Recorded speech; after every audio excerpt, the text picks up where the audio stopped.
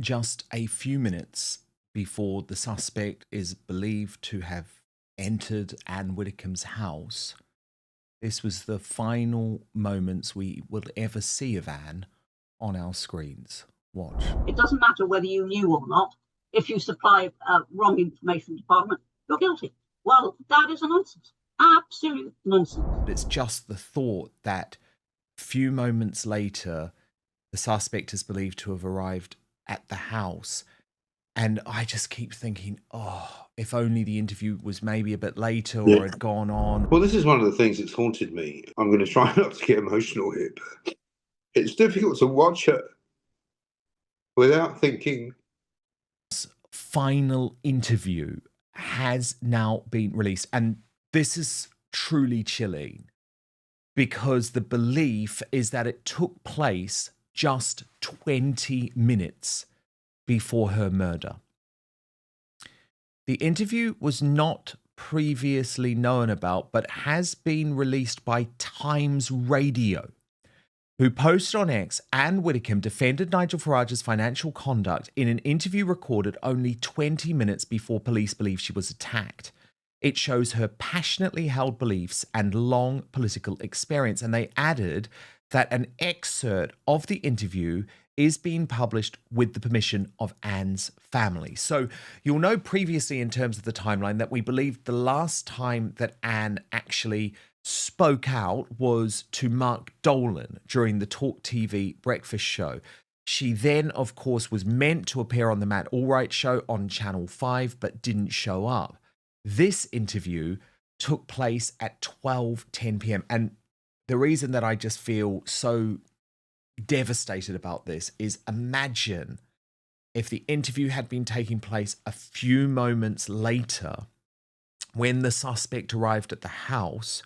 You would hope that the presenter informed the police and at the very least the police could have been there sooner. Would Anne's life have been saved? You just don't know, but it's one of those cruel twists of fate. But the presenter here is a guy called James Maidment Fullard. He's a presenter on TWR, which is a Christian radio station. The interview was not broadcast live because it was meant to be aired later this week. And of course, she staunchly defended the Reform UK leader. Several parties say Farage is trying to duck and dive around the rules. What specific rule or processes do you believe is unfair to him? Well, I think, first of all, the very long drawn-out nature of this, which, as I say, has been constantly accompanied by press speculation. And also the fact, he was answering to the Standards Committee for one thing, and then suddenly another one came along, again applying to the time before he became an MP, indeed at a time when he wasn't even an active politician. And he probably thinks, where is this going to end? Let's bring an end to it. Let's bring this to a head. Let's put it to the people to see what they think of all of this. There has been a game now for a very long time, a game of personal destruction, not just for Nigel, for lots and lots of politicians have faced this. What Clinton once described as the politics of personal destruction. And I think that another thing is, and Nigel is going to say, well, don't always expect people just to writhe in your coils. They may actually turn on you, and I'm now setting the example of that and leading the way. In this final interview before her death, Anne Widdecombe went on to say that the register has become a joke. The other thing is the register has become a joke. Now, the register used to be an extremely serious instrument, which meant that you declared anything which might have any impact on the way you vote. That was the intention of the register. It was a good one. You need to know. But it then got to the point where you had to declare all your earnings, regardless of whether they influenced anything. I mean, my standard joke at the time to the then registrar, who was Elizabeth Filton, was, you're expecting me to declare the fee I received from appearing with Basil Brush. Is that because you expected it to influence my vote on hunting? It just, she was so po-faced she didn't even see the joke. But it is so, it became a nonsense. And then it got to the stage when Harriet Harman was leader of the House. It reached the stage where you had to declare every bunch of flowers you had. Literally, I'm serious, and it's departed from its original purpose. It's become a game so that people try to see, what you might not have declared. You might have decided you didn't have to declare. Other people, like I did, will declare every last darn thing, even though it's complete nonsense, like the fee with Basil Brush, because just to do it. So I no longer take the register seriously in the way that I used to. And then just a few minutes before the suspect is believed to have entered Anne Widdecombe's house, this was the final moments we will ever see of Anne on our screens. Thing is standards and privileges. Before Tony Blair came in, it was a very, very senior committee of the House of Commons, peopled by very senior people whose careers were behind them, so they owed absolutely nothing to the whips or to anybody else, who had a really good understanding of Parliament and how it worked and how influence worked, and understood all of that because they'd been there, for a very long time. Blair changed all that. I think, I don't have the same respect for this committee as once I had. Let me give you a very good example. When Boris was being subjected to an investigation, they simply changed the rules. Now, the rules said you mustn't knowingly mislead Parliament, which we would all say, yep, that's right. Yeah, they changed it. It doesn't matter whether you knew or not. If you supply wrong information to Parliament, you're guilty. Well, that is a nonsense. Absolute nonsense. One of many reasons why, as I say, I no longer take either the register or the committee as seriously as I certainly did when I was in Parliament. That interview ended moments before Anne messaged Channel 5 researchers to set up her next interview at 1 p.m. with her final text sent at 12:19 p.m. So Mike Graham, it's pretty chilling watching that, isn't it? Not because actually it was a particularly interesting interview. I'd say, Anne was very much sticking to the facts there, but it's just the thought that a few moments later, the suspect is believed to have arrived at the house. And I just keep thinking, if only the interview was maybe a bit later or had gone on, or, maybe the disturbance would have been caught on camera. We just don't know. Well, this is one of the things that's haunted me since Friday afternoon, and I don't know what I would have done. I don't know whether I could have stopped it, but I just loved Anne's contribution so much. The way that she was speaking there, it's really difficult to watch her, and I'm going to try not to get emotional here, but it's difficult to watch her without thinking, what were her last moments like? Because I don't know if the man in question was in the house while she was doing that. Could that have been the case? I mean, I don't want to be macabre about it, but she didn't deserve to die in the way that she died. And I don't even know how she died, but what we do know is that she suffered some very serious head injuries. And it sounds to me, in terms of what we know about her security, that she didn't really have any. She didn't have an electronic gate. Somebody asked if she would put one in. She decided not to do it. People, by the sounds of things, you could walk up to her door and probably open it. We've all known people who live in rural parts of the country who think that that's okay because it's safe enough to do.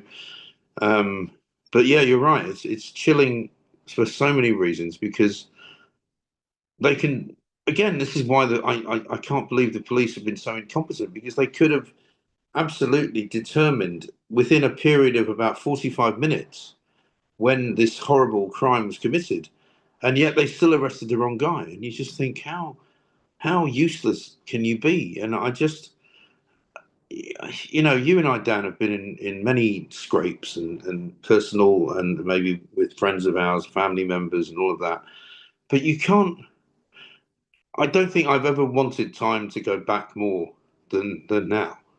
No. I know, because the thing is, Mike, Anne was such a big part of your new show. Yeah. And I know what this is like, because when I launched my show at GB News, Anne was one of my first big bookings. Do you know what I mean? Of course. I was determined to put her on the channel. We gave her this weekly slot. She is someone who gives her heart and soul to the shows that she is contributing to. And she was a weekly guest on the Mike Graham show from pretty soon after your launch. And now it's beautiful, actually. She is a regular fixture. There she is. A framed photograph on your wall. But I thought, Mike, it was such a big thing for Anne to contribute to your show in the way that she did. Because let's be honest, this is a woman who has a big mainstream media career. She was coming to the end of her career, although, you know, mentally absolutely sharp as a tack right until the end, which is, I guess, one of the big things. But, you know, it would have been very easy for her, Mike, because you know what it's like. We both know this. Some people run away when you're cancelled from the mainstream media and you launch in the independent media. I can give you a list. I'm sure that you can also give me a list, right? Some of them are crawling back now, funnily enough. Oh yes, that happens too. Right? Because they see the numbers when they realise it's a success. Right? Yeah. Ooh, maybe we should come and join you now. And I'm happy about that. I'm not going to hold any grudges, but she was there from the beginning, and she trusted me, and she went with the first show. The first week that we started, she was there, you know? Yeah, and there were some great moments. Can we just take a look at some of them, please? Because they were brilliant. But first, do you remember when energy used to feel effortless? You'd get through a workout, a long day, a bad night's sleep, and still feel sharp. But as you get older, trust me, it can start to feel like your body and brain don't have the same spark they used to. Here's the interesting part. That's not in your head. It's biology. When we're younger, our bodies naturally produce and regenerate high levels of creatine. But as we move into our 40s and beyond, that production steadily declines. And that means less readily available energy for both our muscles and our brains. That's exactly why Qualia Creatine Plus was created. Here's the key thing though. You can't just take any old creatine and assume it's doing the job. It has to actually get into your cells and then be activated so your body can use it properly. That's why Qualia Creatine Plus is different. It combines two clinically studied forms of creatine with electrolytes, all chosen to support absorption and activation. It includes easy to mix micronized creatine monohydrate in a new form called OptiCreatine, plus Creatine Magna Power, along with a precise amount of sea salt to help support uptake where it matters most.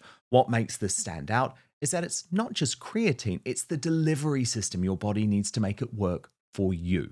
We're way past the dark ages of creatine being just for gym bros. Creatine is critical for energy, metabolism, cognition, and healthy aging, not just lifting like a bodybuilder. So go to qualialife.com/Dan for 50% off. And here's a bonus. Use the code Dan for an additional 15% off your order.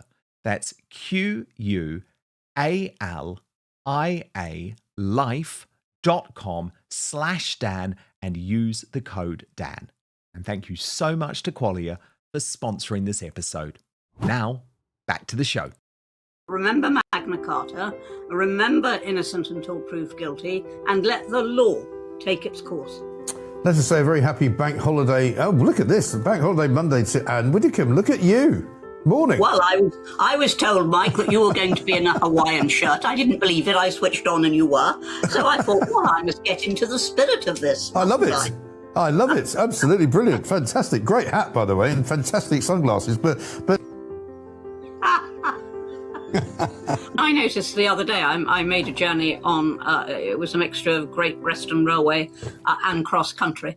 And everything went to time and I got all the connections. And I actually thought this was a wonderful thing. Yeah. Instead of taking it for granted. I know. I was actually telling everybody, oh, it worked. Yes. I mean, for heaven's sake, there was a time when we would have been scandalised if it didn't work. Exactly. Now, You know, it's like saying when you come back from holiday, oh, good, we haven't been burgled. You know, it's accepting the lowest possible standard. Yeah. What's he trying? Is he trying to make us like him? Because it's not working. He's trying to show that he's got a sense of humour. In fact, he's got very little sense of humour. He's got some, but he's got very, very little sense of humour.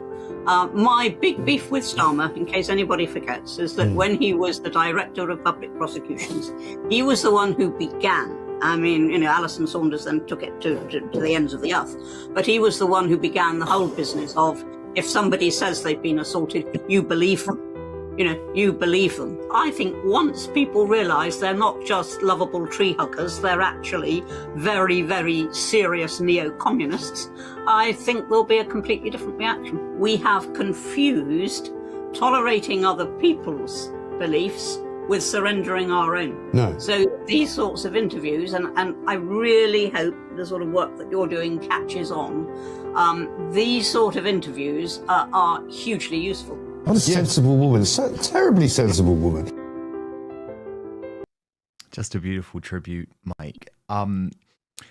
You definitely brought out the best in Anne, because what I think a lot of people didn't realise is that she was wickedly funny, right? She had a good sense of humour. You could take the mickey out of Anne. She took it. She liked it. She played along. And you really went there with her. Because that's what we do, I think, best is that, you know, the kind of people that we know and trust and love, and there's not that many of them, and I'm not going to pretend that all of the guests that we have on our show are like that, but they sort of get it. You know, we've built, like you've built, a community of people who support what you do. It's not about just all agreeing with each other all the time. She would occasionally disagree with some of the things that I would say, particularly when it came to things like immigration. She would have different views to me. She would have different views, and she was always very steadfast about that. And she would stand up for her own beliefs, and we could have a robust conversation, and part friends and make a joke and everything. And you know, for me, the whole point of discourse and politics and fun and life is that we all have something to learn from somebody else all the time, every day. And she was one of the greatest orators and people and ordinary just human beings that I've known in my life. And I don't say that lightly. I'm not trying to be maudlin. I'm not trying to be in any way sorry for myself. And I'm sorry that every now and again I get a bit emotional about it, because I can't help it. Because you know what, Dan? One of the things I keep saying to my family when they say to me, "Are you okay?" I've never known anyone who was murdered. I know. I heard you say that on your show this week, week, and I was like, "Oh my God, I know." Likewise. It's so horrible. And I don't. Part of me, and I'm, you know, a big boy. I can look after myself. I can deal with all sorts of slings and arrows, as you've had to do, and it hasn't been easy in life sometimes. But I sort of don't know what to do with it. You know, every now and again, and I'll probably do it again after this. Because it's so good to talk, and it's so great to have you as a fellow traveller, and I want to make that point. And also, you and I are going to be kicking the arse out of CPAC this week as well. Yes, we are. We are on stage at CPAC GB, and we will pay tribute to Anne Widdicombe really looking forward on to stage. That. But you know, there are things that are sometimes a bit more important than our own lives, and Anne Widdicombe was one of the greatest women I've ever known in my life, and I wouldn't pretend to know her that well. You know, she was a friend, she was a colleague, she was a great supporter of mine. But there's no point in me pretending we were great friends, because, you know, I didn't have lunch with her every day, or I didn't go to her house every minute, 5 minutes, you know. But she was literally one of a kind, and the world is a much less interesting place without her.